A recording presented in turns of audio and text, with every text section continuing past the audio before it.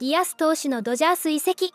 ドジャースのフリードマン編成部長が今回の移籍舞台裏を語りました。Well, Andrew, it's a big day. You guys officially have a closer, Edwin Diaz. Can you just tell me, when you saw that he was available, was he the top of the list, number one guy you guys wanted to acquire just for the bullpen? Yeah, he was at the top of the list, but starting the offseason, we just didn't think it was that realistic. And so we lobbed in our interest call, and we made sure and checked in.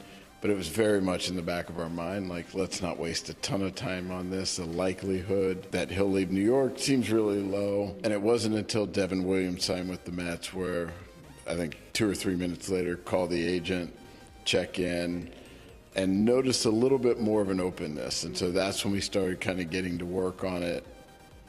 And it wasn't until Monday night, really into Tuesday morning, that we felt like, okay, we got a real shot here. When you were looking to sign him and understanding what the bullpen looks like now, understanding that, you know, he has been a true closer, he would be the true closer of this team, what did that mean just for how you look at the rest of the bullpen and how you want to see things shape out starting at spring training?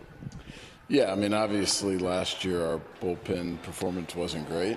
And so obviously that mattered last year, but as we looked at it this year and kind of thought about projecting it out for 2026, we felt like it was really going to be a strength for us, as is. And so for us to add to it, it was a very high threshold, and what Sugar beats that, and just that domino effect down by adding someone like that at the top, and now your second best guy is your third best guy, your fourth best guy is your fifth.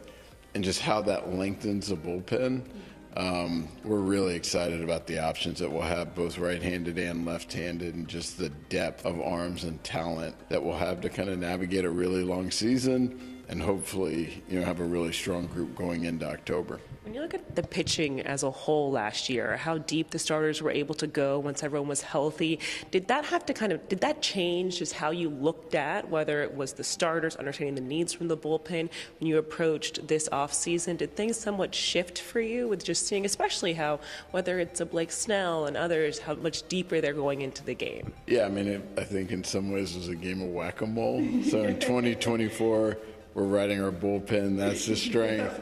So we address our rotation, feel really good about our bullpen, but then that pops up. So now we're hoping to sync both up together, just the quality of life. So first thing we have to do is do everything we can to win the West, get a bye, and then hopefully we can have our starters and our bullpen synced up at the same time. And have a way better quality of life. What other needs do you look at when it comes to preparing this team for 2026? I think adding a position player, and ideally someone that's really good on both sides of the ball. We have some positional flexibility, so we're not locked into it has to be this one specific spot, which just increases the chances. So there are a lot of interesting guys, both on the free agent market and trade market, that we're having a lot of active conversations on. We feel good about something lining up, but may have to be a little bit patient. So I know when it comes to Edwin Diaz, he is someone who not only is special on the mound, but he does have one of the probably most iconic walkout songs. How much are you looking forward to just hearing the trumpets here at Dodger Stadium, having that moment for the fans? It is electric. I was at City when Timmy Trumpets came and performed it live, where the night before he was there and he didn't have the save opportunities. They got him to come back the next day. It's funny, the night into Tuesday morning, as we're getting closer to finishing this, in our suite, we were pulling up the YouTube different intro and getting all fired up, so much so that hotel security came. And they're like, oh, we got a noise complaint. And I'm like, I promise you this is a very lame group.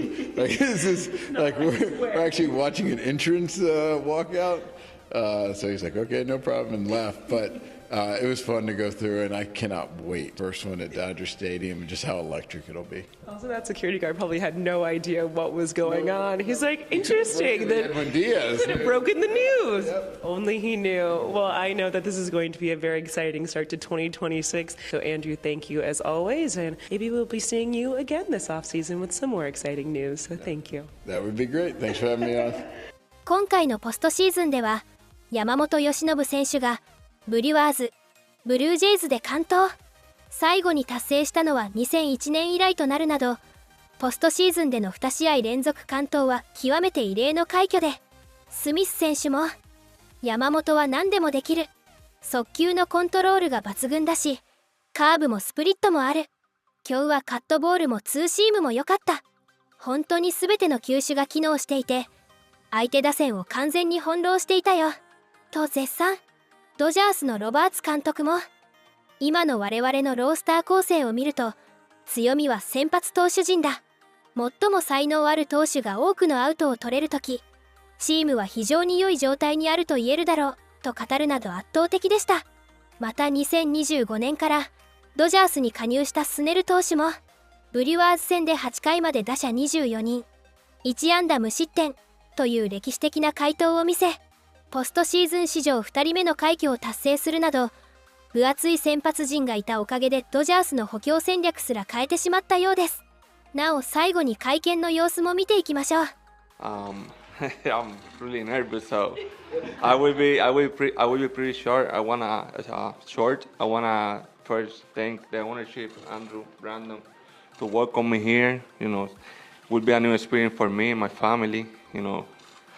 Two, I wanna say thank you to the Mets organization for what they did for me in the last years. Really happy. What I did there. Now we are in a new family. We are in the Dodgers. I came here to win. That's my goal, try to win another World Series with this great team. So I'm really happy to be here, and let's go Dodgers. Edwin, during this process, did you talk to your brother?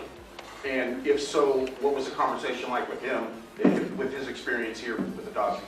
Yeah, I did talk to Alexis a little bit when the conversation was getting more close to sign with the Dodgers. He told me that they are really good organization. They treat every player like they are all really good players, and that was something I'm looking for, And he told me great thing about the Dodgers and make it easy for me. How hard was it to leave New York, and what made the Dodgers the team that you wanted to come to as you went over things this last week? It wasn't easy. I spent 7 years in New York. They treat me really good. They treat me great. And I choose the Dodgers because they are a winning organization, and I'm looking to win, I think they have everything to win. So pick the Dodgers was pretty easy. Obviously, Dodger players that are currently on the roster besides you, like yourself now. Yeah, I heard great thing about this clubhouse. Like I told earlier, my brother play here, so he told me great thing about the Dodgers clubhouse. They treat every single player like the same, and that's something really nice. I know they have a lot of great players, future Hall of Famer here, and heard that like they treat the young guys like they are the same guys. That's something good because I think that's how a winning clubhouse is. ドジャースはディアス投手と3年総額$6900万、約107億円で契約。ドジャースの新守護神として高い期待を持って迎えられています。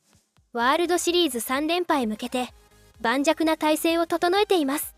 なお、ディアス投手の息子らは大谷翔平選手の大ファンのようで、今年のオールスターではディアス投手が大谷翔平選手に息子らとの写真撮影をお願い。快諾した写真が投稿され話題となっていました。また、その時の様子についてディアス投手の妻、ナシャリー・ディアスさんは、息子が大谷選手から頭ポンポンまでしてあげたと感激の投稿をしていました。来年からは共に世界一を目指すチームメイトとして、グラウンド内外での家族ぐるみでの温かい交流も、ドジャースというチームの結束力をさらに高めていくことになりそうです。以上、今回はディアス投手の入団会見の様子を見ていきました。ぜひ今回の動画への感想もコメント欄で教えてください。なお、今回の動画が良かったら、高評価ボタンを押してくださり、通知ボタンもオンにしてくださると励みになります。以上、今回も動画をご視聴いただきありがとうございました。別の動画でもお会いできるのを楽しみにしております。